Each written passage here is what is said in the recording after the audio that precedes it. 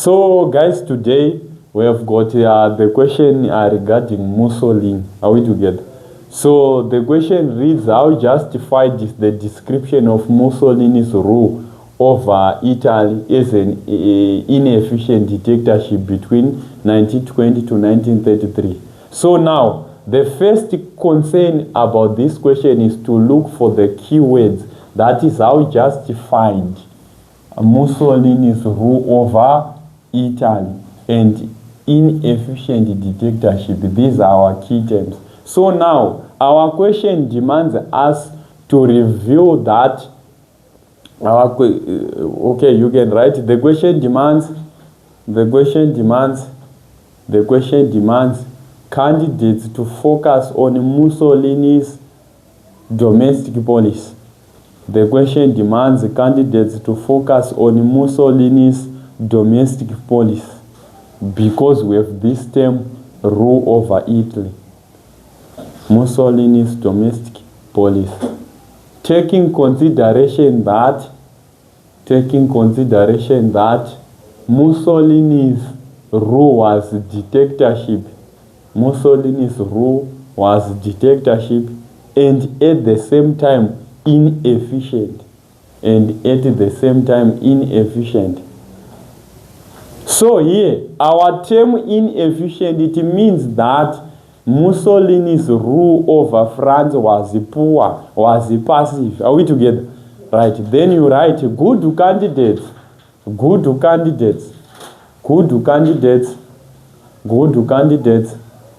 are to reveal that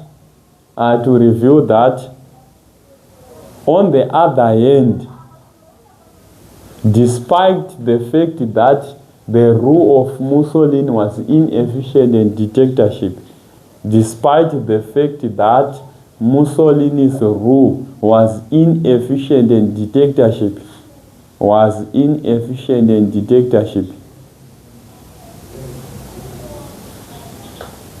one might say Mussolini's rule over France was efficient and democratic.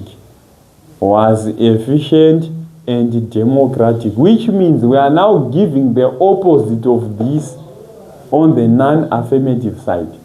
Are we together?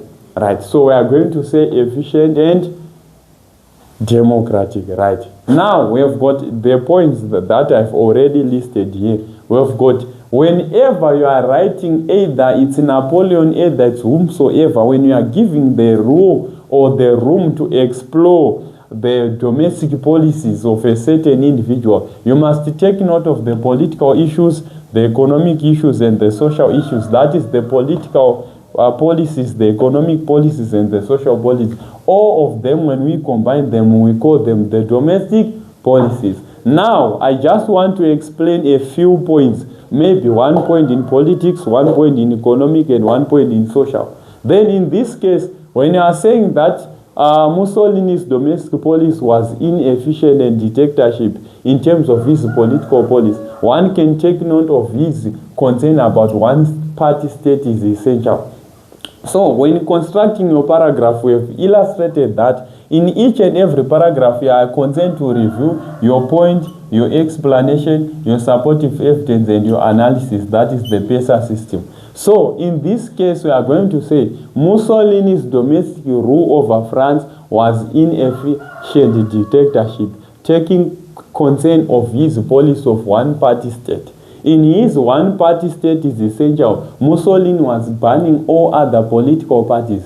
He only allowed his fascist party to exist. This was inefficient in the sense that it was going to reduce competition in terms of political arena, whereby if we could have many political parties, as the political parties will compete, it will make the ruling party to improve other sectors of the economy or other sectors of the politics, as they will be having competition. They fear that they are going to be overtaken. So there was inefficient. Why? Number one, it was a form of a dictatorship whereby other parties were not allowed to participate. Yet in terms of political arena, the politics of the nation, they must have liberty, fraternity, and equality, whereby all individuals must have their own political parties and they must not be forced to join a certain political party. But Mussolini was now invading people to join their political parties. Are we together? Then if you can take note of, according to LCB, the rule on the type of leadership that was practiced by Mussolini was a sort of a dictatorial type of rule, or he instituted a totalitarian state whereby individuals were not allowed to oppose him by any means. So his rule was form of a dictatorship and inefficient. Because if he was efficient, he could have allowed other political parties to participate, because he eventually knew that his political issues or his political grounds were positive.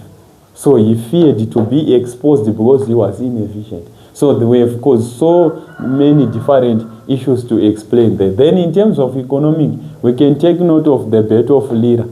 Lira was a sort of a currency that existed in Italy. Are we together?